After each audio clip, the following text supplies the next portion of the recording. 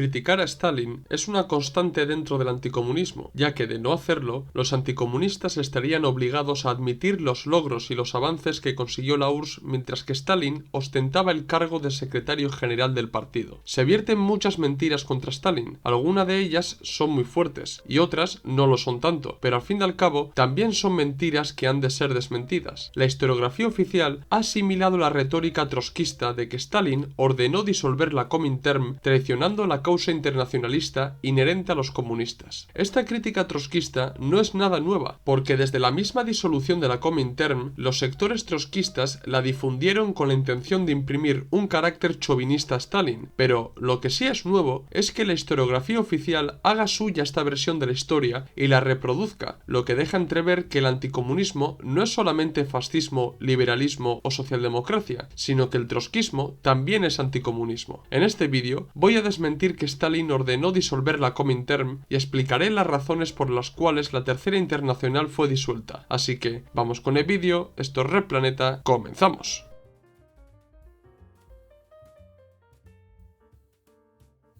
Los suscriptores que me siguen desde hace un tiempo sabrán que en esta cuenta he hablado de muchas mentiras que tienen la intención de criticar, desacreditar y calumniar a Stalin. La mayoría de las críticas vienen de sectores derechistas y socialdemócratas, pero la retórica de que Stalin disolvió la Comintern ha sido difundida durante décadas por el movimiento trotskista. Esta mentira tiene la intención de presentar a Stalin como el principal enemigo del internacionalismo proletario y quieren demostrar que la URSS se alió con las potencias capitalistas para pasar del Estado soviético burocratizado al capitalismo de Estado soviético burocratizado. Esta concepción trotskista viene de asociar falsamente la revolución permanente con el internacionalismo y el socialismo en un país con el nacionalismo. Esta discusión parecía estar superada después de la experiencia soviética de la Segunda Guerra Mundial y la proclamación de las repúblicas populares en Europa del Este, pero parece ser que no. El debate revolución permanente versus socialismo en un país no es el objeto de este vídeo,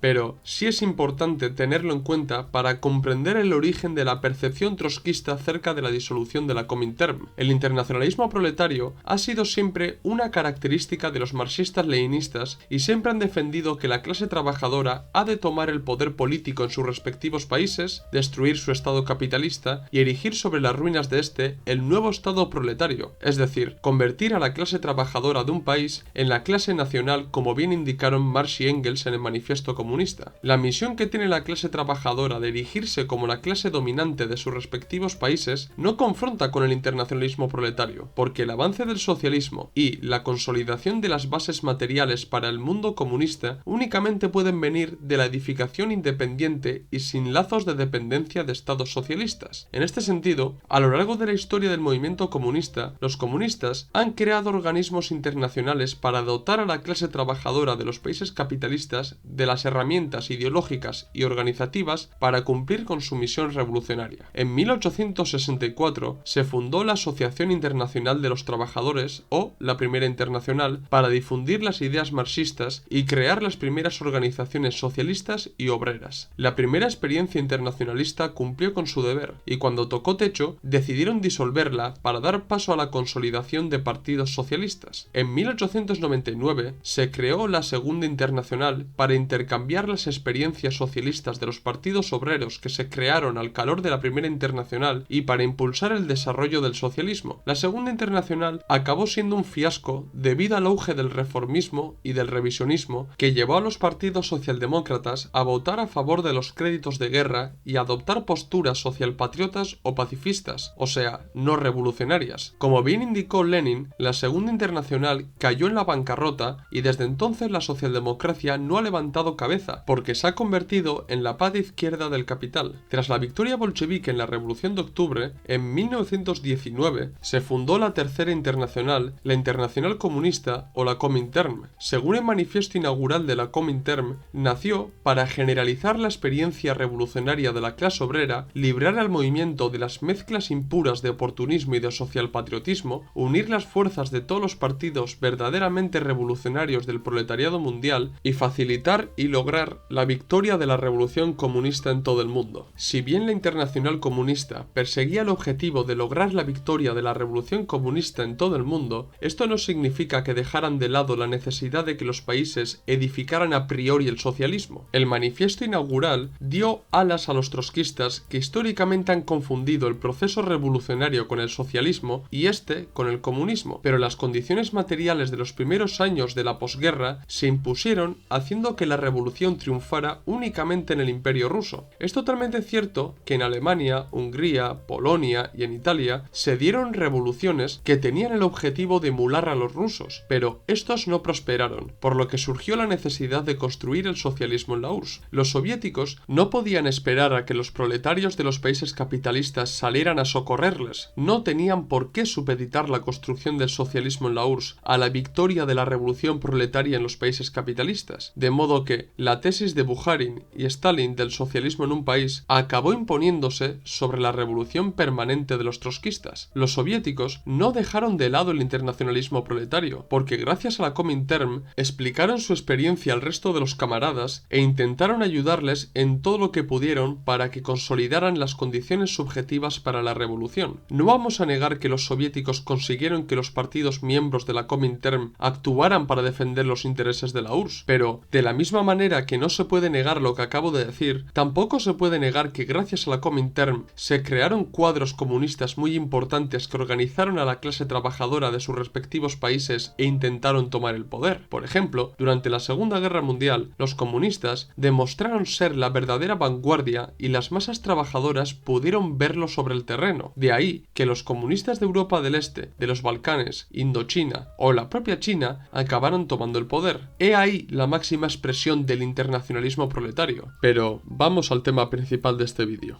A lo largo de la historia de la Comintern hubo discusiones políticas y estratégicas entre los comunistas y no siempre los partidos acataron las directivas y las resoluciones que aprobó la Comintern. Por ejemplo, el caso del Partido Comunista de China es notorio, porque Mao Zedong decidió organizar la revolución china de una forma distinta a la que aconsejó la Comintern. Los 28 bolcheviques del Partido Comunista de China pusieron en práctica las directivas de la Comintern, y esto hizo que los comunistas chinos perdieran el Soviet de Jiangxi, de modo que no todos los partidos comunistas obedecían ciegamente lo que decía la Internacional Comunista. El caso del Partido Comunista de China fue un caso particular, pero con el desarrollo de los acontecimientos en los años 30 quedó patente que los comunistas debían hacer más caso a las particularidades nacionales para organizar la revolución que a las resoluciones de la Internacional. Tened en cuenta que para aquellos años los países capitalistas estaban viviendo un proceso de fascistización, los comunistas de las colonias debían llevar a cabo su lucha por la liberación nacional y los que vivían en las democracias burguesas aún tenían cierto margen para desplegar una correcta labor entre las masas populares y trabajadoras. Todas estas condiciones materiales eran distintas y la Comintern no podía ofrecer las mismas resoluciones y directivas para todos los comunistas del mundo, porque las estrategias y tácticas que podían servir en un contexto determinado podían no servir en otro contexto diferente. Esto hizo que a la Comintern le fuera cada vez más difícil emitir resoluciones para los comunistas de todos los países. A esto hay que sumar el comienzo de la Segunda Guerra Mundial, puesto que el comienzo de la guerra descoordinó a los comunistas y a la Internacional Comunista se le hizo muy difícil mantener el contacto con algunos partidos comunistas. A medida que el nazifascismo se hacía con más países, a la Comintern se le hacía muy difícil coordinar a los comunistas para celebrar los congresos pertinentes donde debían debatir y tomar las decisiones políticas. Los comunistas no podían mantener una internacional comunista que de facto había dejado de ser la Internacional Comunista. Quiero decir que en la práctica había dejado de actuar como una verdadera internacional. Las condiciones de la Segunda Guerra Mundial hicieron que los comunistas y la propia URSS abogara por aliarse con los capitalistas para derrotar al fascismo. La Comintern fue disuelta en 1943 y no fueron pocos los trotskistas que se quejaron y defendieron que los comunistas estalinistas habían traicionado la causa internacionalista para aliarse con los capitalistas. Un buen ejemplo de las quejas trotskistas fue el artículo del trotskista francés Marcel Hick titulado «Stalin disolvió la Comintern, la Cuarta Internacional conducirá al proletariado a la victoria». 79 años después del artículo de Hick, cuando un marxista-leninista lee el artículo, seguramente se le escapará más de una sonrisilla, porque Hick cometió varios errores de cálculo y se dejó llevar por las mentiras mentiras que escribió la prensa sensacionalista de Occidente de aquellos años. En verdad, el artículo ha envejecido muy mal, porque hoy sabemos cosas que por aquellos años Icke desconocía, pero quiero recalcar que este artículo es una buena prueba de las opiniones trotskistas de la época. Os leo un párrafo del artículo. Por orden de Stalin, el Presidium de la Internacional Comunista viene a disolver el Comité Ejecutivo de la Comintern. De esta forma, los Tojes, los Gottwald, repudian oficialmente el legado de Lenin, niegan solemnemente su enseñanza esencial, el internacionalismo militante. Cínicamente, rompen con todo el pasado y el movimiento revolucionario y proletario, con la tradición del manifiesto comunista, que llamó a los proletarios de todos los países a unirse, la tradición de la Primera Internacional proclamando la necesidad de una organización y una acción global común del proletariado, la tradición de la Segunda Internacional erigiendo el 1 de mayo en el Día Internacional de Movilización Proletaria, la tradición de Zimmerwald y Kiental, la movilización de las masas para la lucha revolucionaria internacional contra la guerra, el programa incluido en el juramento del soldado de la República Internacional de los Soviets. La primera frase con la que Icke intenta sentenciar a Stalin y tacharlo de nacionalista es realmente una falsedad que demuestra que el autor ni siquiera se molestó en informarse sobre los documentos oficiales de la Comintern. Para comprobar si la Comintern realmente fue disuelta por orden de Stalin, lo ideal es acudir al documento que escribió el Presidium del Comité Ejecutivo de la Comintern titulado La disolución de la Internacional Comunista para comprobar si realmente Stalin ordenó su disolución. Os voy a leer el documento completo para que no se pueda tergiversar lo que se escribió en dicho documento. Y dice así: el papel histórico de la Internacional Comunista, organizada en 1919 como resultado del colapso político de la abrumadora mayoría de los viejos partidos obreros de antes de la guerra, consistió en preservar las enseñanzas del marxismo de la vulgarización y distorsión por elementos oportunistas del movimiento obrero. En varios países ayudó a unir la vanguardia de los trabajadores avanzados en verdaderos partidos obreros, los ayudó a movilizar a la masa de los trabajadores en defensa de sus intereses económicos y políticos para la lucha contra el fascismo y la guerra. La Internacional Comunista expuso incansablemente la actividad socavadora de base de los hitlerianos en los estados extranjeros, pero mucho antes de la guerra se hizo cada vez más claro que en la medida en que la situación tanto interna como internacional de los países individuales se volvía más complicada, la solución de los problemas del movimiento obrero de cada país individual a través de algún centro internacional se encontraría con obstáculos insuperables. Las profundas diferencias en los caminos históricos de desarrollo de cada país del mundo, el carácter diverso y hasta la contradicción en sus órdenes sociales, la diferencia en el nivel y ritmo de su desarrollo social y político, y finalmente la diferencia en el grado de conciencia y la organización de los trabajadores, condicionaron también los diversos problemas a los que se enfrenta la clase trabajadora de cada país en particular. Todo el curso de los acontecimientos del último cuarto de siglo, así como las experiencias acumuladas de la Internacional Comunista, han demostrado de manera convincente que la forma organizativa para unir a los trabajadores elegida por el primer Congreso de la Internacional Comunista, que correspondía a las necesidades del periodo inicial de renacimiento del movimiento obrero, sobrevivieron cada vez más en proporción al crecimiento de este movimiento y la creciente complejidad de los problemas en cada país, y que esta forma incluso se convirtió en un obstáculo para el fortalecimiento ulterior del movimiento nacional. La guerra mundial desatada por los hitlerianos agudizó aún más las diferencias de condiciones en los distintos países, trazando una profunda línea de demarcación entre los países que se convirtieron en portadores de la tiranía hitleriana y los pueblos amantes de la libertad unidos en la poderosa coalición anti-hitleriana. Considerando que en los países del bloque hitleriano la tarea básica de los trabajadores y toda la gente honesta es contribuir de todas las formas imaginables a la derrota de este bloque, socavando desde dentro la maquinaria de guerra hitleriana, ayudando a derrocar a los gobiernos responsables de la guerra en los países de la coalición anti-Hitler, el deber sagrado de las más amplias masas populares y ante todo de los trabajadores progresistas es apoyar en todos los sentidos los esfuerzos de guerra de los gobiernos de esos países en aras de la destrucción más rápida del bloque hitleriano y asegurar la colaboración amistosa entre las naciones sobre la base de su igualdad de derechos. Al mismo tiempo, no debe pasarse por alto que los países individuales que se adhieren a la coalición anti-Hitler también tienen sus tareas específicas. Así, por ejemplo, en los países ocupados por los hitlerianos y que han perdido su independencia estatal, la tarea básica de los trabajadores progresistas y de las amplias masas populares es desarrollar la lucha armada que se está convirtiendo en una guerra de liberación nacional contra la Alemania hitleriana. Al mismo tiempo, la guerra de liberación de los pueblos amantes de la libertad contra la coalición hitleriana, independientemente de su partido o religión, ha hecho aún más evidente que el levantamiento nacional y la movilización para la victoria más rápido sobre el enemigo pueden realizarse de la mejor manera y de la manera más fructífera por la vanguardia del movimiento obrero de cada país en el marco de su estado. El séptimo Congreso de la Internacional Comunista, realizado en 1935, tomando en consideración los cambios que se habían producido en la situación internacional, así como en el movimiento obrero, cambios que exigían mayor flexibilidad e independencia de sus secciones para resolver los problemas que enfrentaban. Ya entonces se subrayaba la necesidad de que el Comité Ejecutivo de la Internacional Comunista, al decidir sobre todos los problemas del movimiento obrero, proceda de la situación concreta y de las condiciones específicas de cada país en particular y, por regla general, evite la intervención directa en cuestiones organizativas internas de los partidos comunistas. El Comité Ejecutivo de la Internacional Comunista se guió por estas mismas consideraciones cuando tomó nota y aprobó la decisión del Partido Comunista de los Estados Unidos en noviembre de 1940 de abandonar las filas de la Internacional Comunista. Los comunistas, guiados por las enseñanzas de los fundadores del marxismo-leninismo, nunca abogaron por la preservación de formas organizativas que se han vuelto obsoletas. Siempre subordinaron las formas organizativas del movimiento obrero y sus métodos de trabajo a los intereses políticos básicos del movimiento obrero en su conjunto, a las peculiaridades de las condiciones históricas dadas y a los problemas que surgen directamente de estas condiciones. Recuerden el ejemplo del Gran Marx, que unió a los trabajadores progresistas en las filas de la Asociación Internacional de los Trabajadores, y después de que la Primera Internacional cumpliera su tarea histórica, habiendo sentado las bases para el desarrollo de los partidos obreros en los países de Europa y América, Marx, como resultado de la creciente necesidad de crear partidos obreros nacionales de masas, provocó la disolución de la Primera Internacional en la medida en que esta forma de organización ya no correspondía a esta necesidad. Partiendo de las consideraciones antes expuestas y teniendo en cuenta el crecimiento y la madurez política de los partidos comunistas y sus cuadros dirigentes en los países individuales, y también en vista del hecho de que durante la presente guerra una serie de secciones han planteado la cuestión de disolución de la Internacional Comunista, el Presidium del Comité Ejecutivo de la Internacional Comunista, incapaz, debido a las condiciones de la guerra mundial, de convocar el Congreso de la Internacional, se permite someter a la aprobación de las secciones de la Internacional Comunista la siguiente propuesta: disolver la Internacional Comunista como centro rector del movimiento obrero internacional, liberando a las secciones de la Internacional Comunista de las obligaciones derivadas de la Constitución y decisiones de los congresos de la Internacional. El Presidium del Comité Ejecutivo de la Internacional Comunista exhorta a todos los adherentes a la Internacional Comunista a concentrar sus fuerzas en el apoyo integral y la participación activa en la guerra de liberación de los pueblos y estados de la coalición anti-Hitler para acelerar la destrucción del enemigo mortal del pueblo trabajador, el fascismo y sus aliados y vasallos. Firmado por miembros del Presidium del Comité Ejecutivo de la Internacional Comunista: Gottwald, Dimitrov, Danov, Kolarov, Koplogin, Kusinen, Manuilsky, Mari, Pieck, Tojes, Florin, Koli,